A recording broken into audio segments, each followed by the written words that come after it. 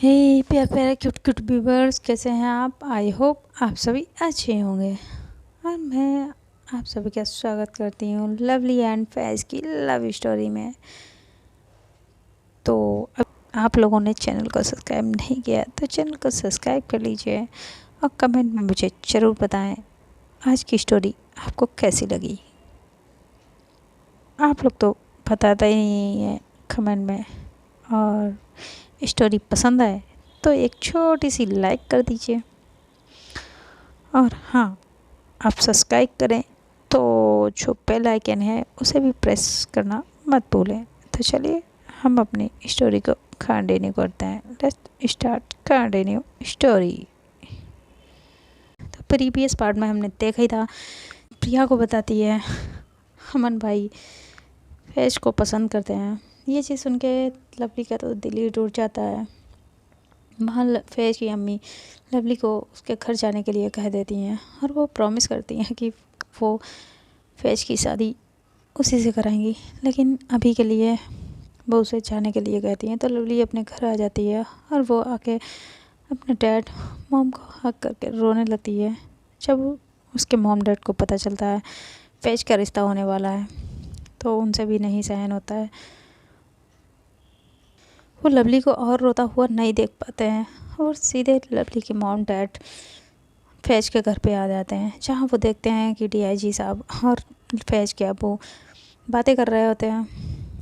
तभी लवली के डैड आते हैं। वो जी साहब अमन के डैड देख लेते हैं। वो कहते अरे यार तू अच्छे टाइम पे आया है, तेरे ही घर आने वाला था। लवली के डैड और अमन के डैड बहुत ही अच्छे दोस्त होते हैं, क्लोज फ्रेंड थे कॉलेज टाइम से। बहुत अच्छे टाइम पे आया। हाँ, मैं तुझे गुड न्यूज़ सुनाता हूँ। तो लवली के डैड उन्हें देखने लगते हैं, कैसी गुड न्यूज़? तो वो उनकी तरफ मिठाई का डिब्बा लेके जाते हैं, लड्डू खिलाते हुए कहते हैं अमन का रिश्ता पक्का हो गया है फैज़ के साथ, इनकी बेटी के साथ। तो अब लवली के डैड वही लड्डू अपने हाथ में ले लेते हैं, कहते क्या? तो वो कहते हैं हाँ सच में। तो लवली के डैड अमन के डैड को देखते हैं और अंदर आके वो सीधा किसी से कुछ नहीं बोलते, सीधा अमन के पास आते हैं और अमन से पूछते हैं अमन तुम फैज़ से प्यार करते हो? तो अमन एकदम से उनके तरफ देखने लगता है और वो कुछ कह ही नहीं पाता है, अपनी नज़रें नीचे कर लेता है। तभी प्रिया बोलती है अंकल ये क्या आप पूछ रहे हैं? भाई फैज़ को पसंद करते हैं तभी तो उन्होंने इस रिश्ते के लिए हाँ किया है। तो लवली के डैड कहते हैं प्रिया बेटा मैंने आपसे नहीं पूछा है, मैं अमन से पूछ रहा हूँ, वो क्या फैज़ से प्यार करता है? तो प्रिया कहती है हाँ भाई पसंद करते हैं फैज़ को। तो लवली के डैड कहते हैं बेटा पसंद करने में प्यार करने में बहुत फ़र्क होता है। पसंद तो कभी भी बदली जाती है लेकिन प्यार नहीं। तो मैं यही अमन से सुनना चाहता हूँ, क्या वो सच में प्यार करता है फैज़ से? प्रिया कहती है हाँ अंकल भाई फैज़ से प्यार करते हैं। तो लवली के डैड कहते हैं यही तो चीज़ अमन से सुननी है। अमन बेटा बताओ आप क्या फैज़ से प्यार करते हो? तो अमन बस अब इधर उधर देखने लगता है और तभी अमन के डैड भी आ जाते हैं और वो भी अमन से कहते हैं अमन बेटा बताओ अंकल को आप फैज़ से प्यार करते हो ना? तो अमन अपने डैड को देखता है जो कि अमन की ही तरफ घूर रहे थे। और प्रिया भी अपने भाई से कहती है भाई बताइए ना अंकल को मेरी बात पे विश्वास ही नहीं हो रहा, आप ही इन्हें बताएं आप फैज़ को पसंद करते हैं? तो अमन कहता हाँ हाँ अंकल मैं फैज़ को पसंद करता हूँ। तो फिर लवली के डैड कहते हैं बेटा मैंने आपसे पूछा आप फैज़ को प्यार करते हो? तभी अमन के डैड कहते हैं क्या यार तू बार बार एक ही चीज़ क्यों पूछ रहा है? वो प्यार करता है तभी तो उसने खुद मुझसे फैज़ के रिश्ते के लिए बोला था। तभी लवली के डैड कहते हैं वो फैज़ से प्यार नहीं करता है, वो केवल फैज़ को पसंद करता था। अब अमन के डैड गुस्से में आ जाते हैं, कहते तू क्या बकवास बक रहा है? अमन फैज़ से प्यार करता है और वो उसे पसंद करता है। उसकी मर्ज़ी से ये रिश्ता हो रहा है। तो लवली के डैड कहते हैं और फैज़ का क्या? क्या फ़ैज़ अमन को पसंद करती है? फ़ैज़ अमन से प्यार करती है? और ये सारी बातें फ़ैज़ के अब्बू और अम्मी अभी तक सुन रहे थे। अब वो सुनते सुनते फ़ैज़ के अब्बू अब वो और चुप नहीं रह पाते हैं, वो भी बीच में बोलते हैं, कहते भाई साहब आप क्या कहना चाहते हैं? फ़ैज़ अमन को पसंद करती है और प्यार क्या क्या है, वो तो हो जाएगा। तभी लवली के डैड उन्हें देखने लगते हैं, कहते हैं क्या प्यार हो जाएगा? आपकी बेटी एक ऐसे इंसान के साथ आप रिश्ता कर रहे हो जिसे वो पसंद भी नहीं करती है, केवल जानती तक नहीं है। क्या इससे पहले कभी फ़ैज़ अमन से मिली है? वो उसे जानती तक नहीं है, पहली बार शायद मिल रही है ना फ़ैज़? तो फ़ैज़ भी नीचे नज़रें झुकाए वहाँ पे बैठी होती है और वो भी हाँ में सर हिला देती है। कैसे आप अब्बू हैं? आप अपनी बेटी की ऐसे इंसान के संग शादी करना चाहते हैं जिसे वो जानती तक नहीं है, पहली बार मिली है। तो फ़ैज़ के अब्बू कहते हैं भाई साहब हमारे में यही होता है, और पहले तो ये भी नहीं होता था। लड़के लड़की एक दूसरे को देखते भी नहीं थे और शादियाँ हो जाती थी। अब का टाइम बदल गया है, तो अमन हमारी बेटी को पसंद करता है और अच्छा ख़ानदान है, अच्छा लड़का है, तो मुझे शादी करने में क्या प्रॉब्लम होगी? तभी लवली के डैड कहते हैं और ये जानते हुए भी कि आपकी बेटी किसी और से प्यार करती है?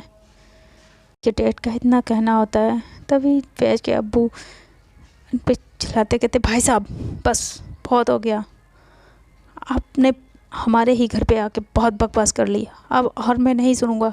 और मेरी बेटी किसी से प्यार नहीं करती है और वो मेरी बेटी है, मैं जहाँ चाहूँगा वहाँ वो उसकी शादी होगी, और वो अमन को पसंद करती है और अमन भी उसे प्यार करता है। तो ये रिश्ता करने में मुझे कोई प्रॉब्लम नहीं है। अब मुझे पता है मेरी बेटी किसी से प्यार नहीं करती है, आप ये बकवास अपनी बंद करिए। तो लवली के डैड कहते हैं भाई साहब आप क्या कह रहे हैं? आप खुद कह रहे हैं ज़माना बदल गया है, फिर आप इन सारी चीज़ों को क्यों पकड़े बैठे हैं? आप एक बार फ़ैज़ से तो पूछिए उसकी मर्ज़ी क्या है, वो किससे प्यार करती है? तभी फ़ैज़ के अब्बू कहते हैं मैं ये पूछना ज़रूरी नहीं समझता, मैं जहाँ कहूँगा वहाँ मेरी बेटी शादी करेगी, और आप बहुत कह चुके हैं, बस इनफ, और मैं आपकी ये बकवास नहीं सुनूँगा। आप यहाँ आए हैं तो मुंह मीठा करिए और आप जा सकते हैं यहाँ से। तो लवली के डैड कहते हैं भाई साहब एक बार आप फ़ैज़ से पूछ तो लीजिए। तब भैया कहती है अंकल आप क्या कह रहे हैं? ऐसा नहीं है, फ़ैज़ भी भाई को पसंद करती है, वो भी प्यार करती है। तभी लवली के डैड उसे देखने लगते हैं, कहते हैं बेटा अगर वो पसंद करती है तो उसे बताने में क्या प्रॉब्लम है, वो बता सकती है। तो फ़ैज़ के अब्बू कहते हैं फ़ैज़ बताओ बेटा आप अमन को पसंद करती हो, प्यार करती हो ना? और फ़ैज़ कुछ नहीं कह रही होती है, वो नज़रें झुकाए नीचे बैठी होती है। को तो पता ही था फ़ैज़ कुछ नहीं कह पाएगी। तभी वहाँ पे लवली की मॉम आ जाती हैं और वो फ़ैज़ से कहती हैं बेटा आज अगर आपने कुछ नहीं बोला तो आप कभी नहीं बोल पाएंगी, प्लीज़ बेटा कुछ बोलिए। और वो फ़ैज़ की अम्मी से कहती हैं बहन जी आप तो सब जानती हैं ना, तो आप क्यों नहीं बताती हैं? क्या ऐसे में फ़ैज़ को चुप रहना सही था? मुझे तो फ़ैज़ का चुप रहना खटक रहा था। आप लोगों को क्या लगता है? आप लोग अपना ओपिनियन कमेंट में सेंड कर सकते हैं। फ़ैज़ की अम्मी भी वो कुछ बोलने वाली होती है, तभी फ़ैज़ के अब्बू उनकी तरफ गुस्से भरी नज़रों से देखते हैं और वो कुछ नहीं कह पाते हैं। फ़ैज़ को चुप देख के लवली के डैड कहते हैं फ़ैज़ बेटा बताओ मैं तुम्हारे साथ हूँ, बताओ ना आप क्या अमन से प्यार करती हो? फ़ैज़ कुछ नहीं कह रही होती, तो प्रिया कहती है अंकल आप बार बार क्यों फोर्स कर रहे हैं फ़ैज़ को कहने के लिए? वो प्यार करती है तभी तो चुप है। वो अगर प्यार नहीं करती होती वो कह देती। तो लवली के डैड प्रिया को देखते हैं। अब प्रिया उनसे कह रही होती है, तभी फैज़ खड़ी होती है। वो कहती हाँ, मैं अमन से प्यार नहीं करती हूँ और ना ही अमन को पसंद करती हूँ। मैं इतना फैज़ के अब्बू सुनते हैं, तभी वो तो कुछ नहीं कहते, लेकिन जो अमन के डैड होते हैं वो कहते हैं क्या फैज़ बेटा, तुम क्या बोल रही हो, तुम्हें पता है? तो फैज़ कहती है हाँ अंकल, मुझे पता है, मैं अमन को नहीं पसंद करती हूँ, मैं तो जानती तक नहीं हूँ, अमन से पहली बार मिली हूँ, मैं अमन को प्यार नहीं करती, मैं तो किसी और से प्यार करती हूँ। फैज़ इतना कहती है तो फैज़ के अब्बू फैज़ को देखने लगते हैं। वो फैज़ को गुस्से भरी नज़रों से देखते हैं और फैज़ के ऊपर हाथ उठाने ही वाले थे कि वहाँ पे अमन के डैड आ जाते हैं और वो उनका हाथ पकड़ लेते हैं। कहते ये क्या कर रहे हैं आप? अगर वो अमन को नहीं पसंद कर रही है तो क्या प्रॉब्लम है? कोई नहीं। और अमन, जब तुम फैज़ से प्यार ही नहीं करते थे तो क्यों तुमने इस रिश्ते के लिए कहा? हाँ, तुम्हें क्या प्रॉब्लम थी? मैंने तुमसे पहले पूछा था ना, तो अपनी हरकतों से बाज नहीं आओगे? तो अमन अपने डैड को देखने लगता है। कहता डैड, मैं फैज़ को पसंद करता हूँ लेकिन प्यार नहीं करता। तो अमन के डैड कहते हैं सिद्दीकी साहब, मुझे माफ़ कर दीजिए, मैं कोई भी रिश्ता ज़ोर ज़बरदस्ती से नहीं करना चाहता। मुझे तो पता था कि इस रिश्ते में बच्चों की मर्ज़ी है, तो मुझे भी सही लगा, इसीलिए मैं ये रिश्ता लेके आया था। अब जब मुझे पता ही चल गया फैज़ अमन को नहीं पसंद करती है और ना ही अमन फैज़ को पसंद करता है, तो मैं ये ज़बरदस्ती से रिश्ता नहीं करना चाहता हूँ। प्रिया अपने डैड की ये बात सुनती है, वो दिल ही दिल में सोचती है नो डैड, आप ऐसा नहीं कर सकते हो, मुझे कुछ करना होगा। अगर डैड ने ऐसा किया तो फिर मैं लवली से शादी नहीं कर पाऊँगी और मैं फैज़ और लवली को दूर नहीं कर पाऊँगी। नहीं नहीं नहीं प्रिया, तुझे कुछ करना होगा, कुछ कर। और ऐसा सोच के प्रिया कहती है डैड, आप ये क्या कह रहे हैं? आप जानते हैं ना भाई फैज़ को पसंद करते हैं, प्यार भी करते हैं, वो शायद किसी दबाव में आके मना कर रहे हो।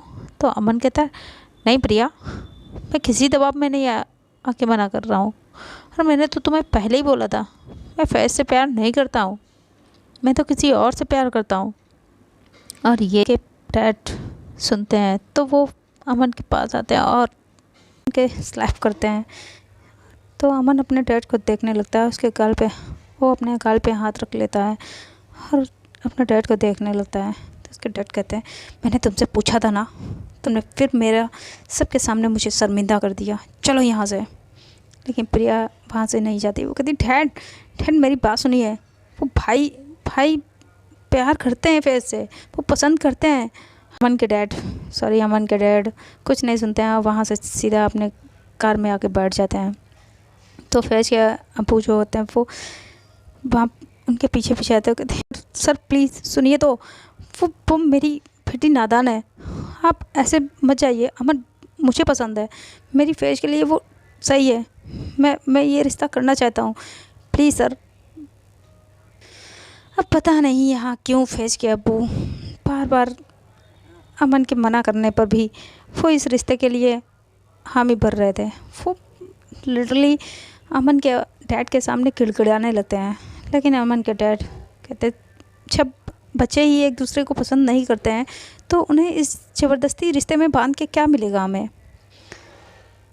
अब मुझे जाना चाहिए, लेकिन प्रिया वहाँ से नहीं जा रही होती है। तभी प्रिया के डैड कहते हैं प्रिया आओ गाड़ी में बैठो आके, और अमन प्रिया दोनों ही गाड़ी में बैठ जाते हैं।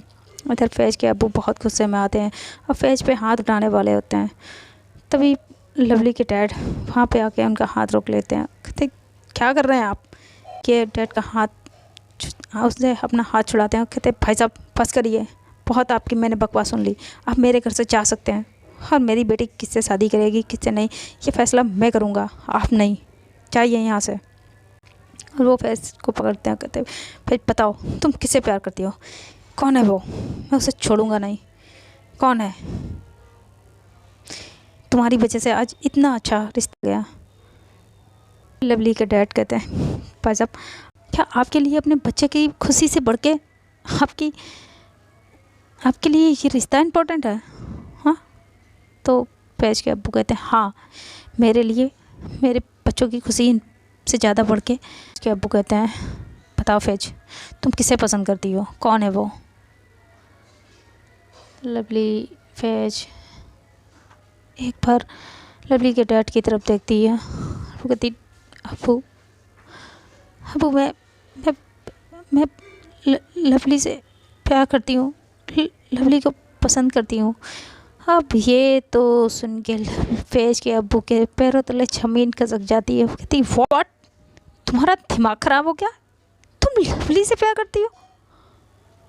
लवली वो, और वो क्लैप करने लगते हैं। लवली की डैड की तरफ देखते हैं, कहते ओ तो आप इसलिए ये कह रहे थे? तब भी मैं भी कहूँ, आप इतनी बार बार फैज़ के अम्मा से ये क्यों कह रहे थे? आपकी बेटी मेरी बेटी से प्यार करती है, इसीलिए आप ये रिश्ता तोड़ना चाहते थे। तो लवली के डैड कहते नहीं, बस आप गलत समझ रहे हैं। मेरी बेटी ही नहीं, आपकी बेटी भी मेरी बेटी को पसंद करती है, प्यार करती है। इनफैक्ट इन दोनों की तो शादी भी हो गई है। और लवली फैज़ के अब्बू के ऊपर एक और पहाड़ टूटता है, या यूँ कह लो किसी उन्हें एक और शौक लगता है। वो कहते कब हुआ? क्या बकवास कर रहे हैं आप? हाँ, ऐसा कहाँ होता है? वो अरे अपने ऐसे सोच भी कैसे लिया? वो लड़की है और मैं अपनी लड़की की शादी एक लड़की से कैसे कैसे हो सकती है? ये तो बिल्कुल गलत है, नहीं हो सकता ये सब। तभी मैं सोचूं आप इतना बार बार क्यों कह रहे थे? और ये शादी ये कब हुआ? तो वो लवली के डैड बताते हैं उस समारोह के लिए। लवली के डैड की बात सुन के फैज़ के अब्बू हंसने लगते हैं। क्या दुनिया में सारे लड़के मर गए हैं जब मैं अपनी बेटी की शादी एक लड़की से करूँगा? तो लवली के डैड कहते हैं बट आपकी बेटी जब एक लड़की को पसंद करती है, उससे प्यार करती है, तो आपको शादी करने में प्रॉब्लम ही क्या है?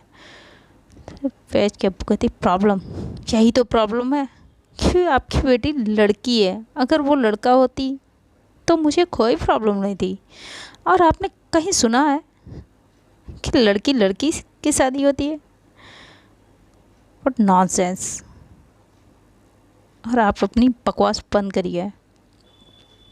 और ये शादी, वो तो शादी फेक थी, आप भी जानते हैं, मैं भी। वो तो सारी लड़कियों की झूठ शादी कराई जाती थी, उन्हें बेचा जाता था। और ये दोनों वहाँ क्या कर रहे थे? तो लवली के डैड सब बताते हैं, लेकिन फैज़ के अब्बू बिल्कुल यकीन ही नहीं करते हैं। और वो कहते हैं नहीं, ये रिश्ता नहीं हो सकता। तब यहाँ पे प्रिया आ जाती है और प्रिया भी उनकी बातें सुन लेती है। वो कहती अंकल, ये इसीलिए अंकल बार बार ये कह रहे थे, ये फैज़ लवली से प्यार नहीं करती है, लवली ही फैज़ से प्यार करती है। और वो मैं काफ़ी दिन से देख रही हूँ, लवली ही फैज़ के पीछे पड़ी है, फैज़ नहीं कर रही है। तो आप फैज़ को क्यों हर्ट कर रहे हैं? और आप फैज़ पे क्यों शाउट कर रहे हैं? आपको तो इन्हें धक्के मार के बाहर निकालना चाहिए। ये फैज़ को मोलिस्ट कर रहे हैं, ये फैज़ का माइंड मैनिपुलेट कर रहे हैं। प्लीज़ अंकल, फैज़ पे आप शाउट मत करिए। तो प्रिया को ऐसा कहता देख वहाँ पे लवली भी जो होती है, वो कहती प्रिया तुम ऐसा कैसे कर सकती हो? तुम तो अच्छे से जानती हो मैं बचपन से फैज़ को ही लाइक करती हूँ, मैं बचपन से फैज़ से प्यार करती हूँ। तुम ये सब क्यों कह रही हो?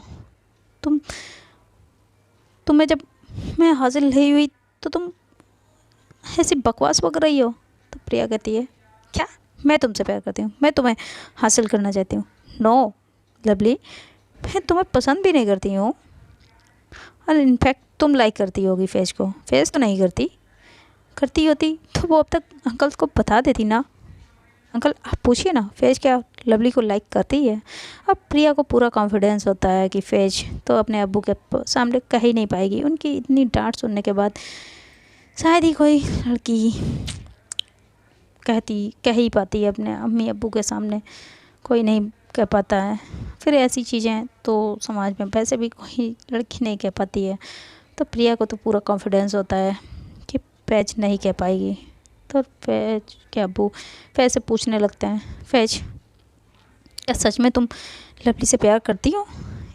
इसे सच बताओ और इसकी आंखें खोल दो, इसे बता दो तुम प्रिया से प्यार नहीं कर तुम लवली से प्यार नहीं करती हो। फैज इसे बताओ, इसका दिमाग ठिकाने पर ला दो कि जो इसके डैड इसके पेरेंट्स जो बकवास पक रहे हैं वो बंद हो जाए और यहाँ से ये जाएं। तो फैज एक बार अपने अब्बू को देखती है, लवली को देखती है और अपनी अम्मी की तरफ देखती है।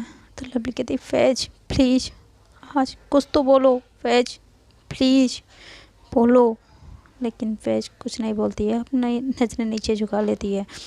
तभी फैज के अब्बू कहते हैं, सुन लिया, वो कुछ नहीं कह रही है, मतलब वो तुमसे प्यार नहीं करती है। अब यहाँ से तुम जा सकती हो, वरना मुझे तुम्हें धक्के मार के यहाँ से निकलना पड़ेगा।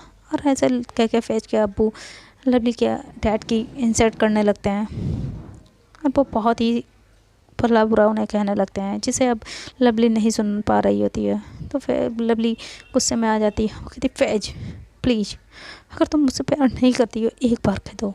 अंकल बस, आपने बहुत मेरे डैड को कह लिया।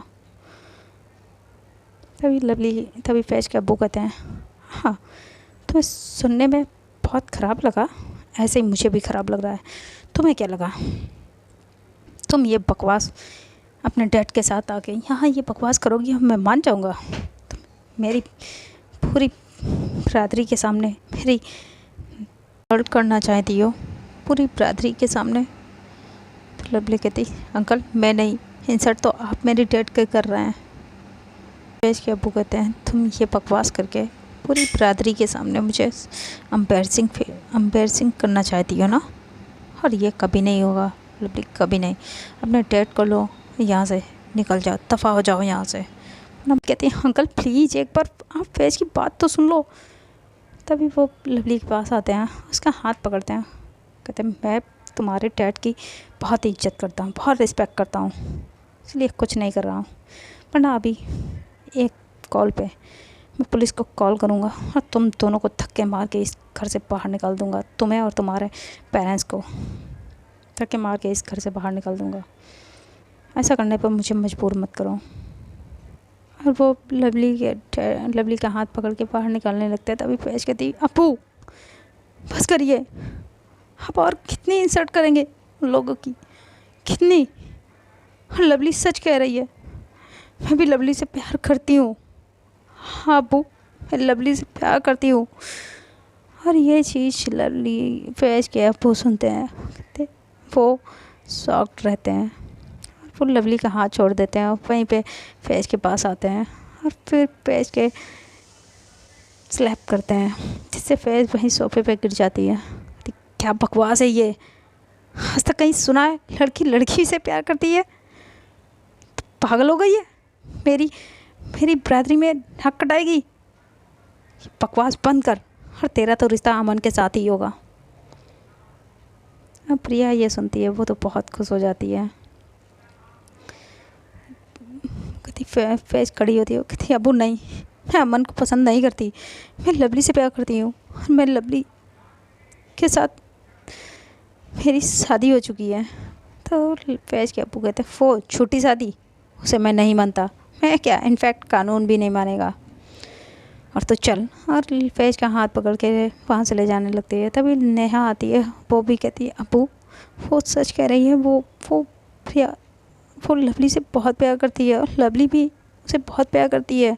फैज लवली के साथ बहुत खुश रहेगी। लेकिन फैज के अब्बू तो किसी की बात नहीं सुनते हैं और फैज की अम्मी भी आके कहती हैं, तभी वो उन्हें भी थप्पड़ मारते हैं, कहते ये सब तेरी लाड़ प्यार की वजह से हुआ, तूने इसे सर पे चढ़ा रखा है। ये लड़की मुझे कभी नहीं इस घर में पसंद थी, लेकिन तेरी वजह से ये लड़की आती थी इस घर में, और मैं तुझसे कई बार मना किया, इस घर में आना बंद करने के लिए मना किया, लेकिन तूने नहीं कभी माना, कभी नहीं बात मानी। आज देख, तेरी वजह से मेरी बरादरी में नाक कटेगी। अब ये लड़की बाहर नहीं आएगी जब तक इसकी शादी नहीं हो जाएगी। इस घर से ये इस रूम से बाहर नहीं निकलेगी। और लवली को वो फैज को ले जाके रूम में बंद कर देते हैं। लवली भी पीछे से आते कहती है, अंकल प्लीज़, अब तो फैज ने भी कह दिया है, प्लीज़ आप ऐसा क्यों कर रहे हैं? आप फैज की शादी उसकी बिना मर्जी के नहीं कर सकते, ये गलत है, ये जुर्म है। तो फैज के बुक से स्लैप करते हैं कि तू मुझे सिखाएगी, तू मुझे कानून सिखाएगी। मैंने कहा ना, अपने पेरेंट्स को लेके यहाँ से चली जाओ शराफत से, मुझे मजबूर मत करो तुम्हें धक्का देने पर। और वो वहाँ से लवली का हाथ पकड़ते हैं, सीधे लेके जाते हैं और उसे नीचे छोड़ने लगते हैं। इधर बेचारी फैज कहती है, अबू प्लीज़ प्लीज़ अबू मान जाइए, मैं फैज लवली से प्यार करती हूँ, प्लीज़ आप फैज लवली के साथ कुछ मत करिए, प्लीज़ अबू लवली के साथ मत करिए, मैं लवली के बगैर नहीं जी पाऊँगी, नहीं। तभी फैज के अब्बू कहते हैं, तुमने फिर बाहर नहीं निकलोगी जब तक तुम्हारी डोली अमन के घर नहीं पहुंच जाएगी। और ऐसा करके वो अपने वाइफ से भी कह देते हैं और प्रिया से कहते हैं, मैं तुम्हारे घर आ रहा हूँ शाम को, अपने डैड से कहना, उनसे माफ़ी मांगने। प्रिया बड़ी खुश होकर वहाँ से चली जाती है। और इधर लवली के डैड फिर फैज के अब्बू से कुछ कहने वाले थे, तो लेकिन फैज के अब्बू बहुत ही बदतमीज़ी से लवली के डैड से बात करते हैं और उनकी इंसल्ट करके वहाँ से भगा देते हैं। और ये चीज़ अब लवली को भी बर्दाश्त नहीं होती है और वो आगे कहती है, प्लीज़ डैड, प्लीज़ अब अंकल प्लीज़ मान जाइए, हम दोनों को अलग मत करिए, फैज मेरे बगैर मर जाएगी और मैं फैज के बगैर। लेकिन वो किसी की सुनते ही नहीं है, वो तो बस अपनी ही धुन में थे। उन्हें समाज की, अपने बच्चों की खुशी की कोई परवाह नहीं थी, उन्हें तो समाज की परवाह थी। यार कैसा समाज, क्या दुनिया, कैसी बरादरी। पता नहीं क्यों फैज के अब्बू क्या सोच, ये सारी बातें क्या सोच के कह रहे थे, कौन सी दुनिया, कौन सा समाज, पता नहीं वो क्या सोच रहे थे। तभी फैज भी अंदर से डर ना खोलने लगती है और दरवाजे को पीटती है, प्लीज़ अब्बू खोल दीजिए, मैं लवली के बगैर मर जाऊंगी, प्लीज़ अब्बू प्लीज़, अम्मी कहिए ना अब्बू से, प्लीज़ अम्मी अब्बू से कहिए ना, लवली को कुछ ना करें, लवली को कुछ ना करें। लवली के डैड को, उसकी माँ को फैज के अब्बू बहुत ही बेइज्जत करके वो घर से निकाल देते हैं। वो अपनी वाइफ से कह देते हैं, अगर ये डोर ओपन हुआ ना तो मैं तुझे नहीं छोड़ूंगा, तुझे मार दूंगा, मैं बरादरी में और शर्मिंदा नहीं होना चाहता। ऐसा करके वो वहाँ से बाहर चले जाते हैं, प्रिया के घर आते हैं और प्रिया के घर आके अमन के डैड से बात करते हैं। वो उन्हें कहते हैं तो अमन के डैड मान जाते हैं और फिक्स कर देते हैं कि कल ही अमन और फैज की एंगेजमेंट होगी। ये चीज़ सुन के प्रिया तो बहुत खुश हो जाती है और इधर बेचारी फैज और लवली दोनों ही बहुत रोते हैं। और फैज ने भी कुछ नहीं खाया होता है, सुबह से शाम हो जाती है, ऐसे भूखी प्यासी वो कुछ नहीं खाती है। तभी रात हो जाती है। फैज की अम्मी जो कि डॉक्टर होती हैं, उन्हें तो पता ही होता है, तो फिर फैज के अब्बू के दूध में नींद की गोली मिला देती हैं और चुपके से उस रूम की चाबी ले आती हैं। जैसे डोर खोलने वाली होती तभी वहाँ पे फैज के अब्बू आ जाते हैं। कहते हैं, मुझे पता ही था तू कुछ ऐसा करेगी, मुझे पता था, इसलिए मैंने वो दूध पिया ही नहीं। और वो उन पे भी हाथ उठाते हैं, उन्हें मारते हैं और उन्हें भी रूम में ले जाके बंद कर देते हैं। कहते अब तो छोड़ूंगा नहीं। और वहाँ पे प्रिया फैज की अम्मी पहले ही कॉल कर देती हैं लवली को, तो लवली पहले ही वहाँ पे आ जाती है। फैज के अब्बू को ये पता चल जाता है, तो वो अपनी बंदूक उठाते हैं और लवली के पास आ जाते हैं। लवली सीधे फैज के अब्बू के पैरों पर गिर जाती है, कहती अंकल प्लीज़ प्लीज़, मैं फैज के बगैर नहीं जी पाऊँगी और फैज भी मेरे बगैर नहीं जी पाएगी, प्लीज़ अंकल हम दोनों को अलग मत करिए। लेकिन फैज के अब्बू एक भी नहीं सुनते हैं लवली की और वो वहाँ पे किसी को कॉल कर देते हैं, जो कि वहाँ गार्ड आ जाते हैं जो लवली को पकड़ते हैं और उसे मारते हैं। और फैज ये सब ऊपर खिड़की से देख रही होती है तो वो अपने अब्बू को बहुत मना करती है, प्लीज़ अब्बू मान जाइए, उसे मत मारिए मत मारिए। लेकिन फैज अब्बू कहाँ ही मानने वाले थे। तभी फैज ऊपर से ही कहती है, ठीक है अब्बू, अब जहाँ कहेंगे वहीं मैं शादी करने के लिए रेडी हूँ, तैयार हूँ मैं अमन से शादी करूँगी, लेकिन आप प्लीज़ लवली को छोड़ दीजिए प्लीज़। तो प्लीज़ अब्बू लवली को छोड़ दीजिए प्लीज़, मैं आपके हाथ छोड़ती हूँ अब्बू, आप जहाँ कहेंगे वहीं मैं शादी कर लूँगी चुपचाप, प्लीज़ अब्बू छोड़ दीजिए लवली को प्लीज़ अब्बू, आपको मेरी कसम है। अब्बू उन गार्ड को रुकने के लिए कह देते हैं और आके रूम में आ जाते हैं। लेकिन लवली की हालत ऐसी नहीं होती है उठ के खड़ी हो पाए, वो फिर भी जैसे तैसे आके अब अंदर आती है और लवली के फैज के अब्बू के फिर से पैर पकड़ लेती, कहती अंकल प्लीज़ प्लीज़ माफ़ कर दीजिए प्लीज़ अंकल, हमें अलग मत करिए, हमें जुदा मत करिए। लेकिन फैज के अब्बू कहाँ ही मानते हैं, वो तो अपनी जिद पे ही अड़ जाते हैं, उन्हें सब समझाते हैं। साहिल भी कहता है और लवली की ऐसी हालत देख के साहिल को भी लवली पे तरस आता है। वो साहिल लवली को उठाता है और अपने अब्बू से कहता है, अब्बू आपको लवली का प्यार नहीं दिखता, वो हमारी फैज को कितना प्यार करती है, प्लीज़ अब्बू मान चाहिए मेरे खातिर। तो लवली फैज के अब्बू अपने बेटे साहिल पे भी साउट करते हैं, उसे भी थप्पड़ मारते हैं, कहते चुप रहो तुमने तो पहले ही मेरी नाक कटा दी है, अब तुम क्या चाहते हो। मैं इस रिश्ते को कबूल करके और बरादरी में नाक कटाना चाहते तो मेरी नज़रों के सामने से तुम दोनों दूर हो जाओ और इसे भी दूर लेके जाओ, भूल जाऊंगा और मैं इसे गोली मार दूंगा अगर आज के बाद ये मेरे घर के आसपास नज़र आई।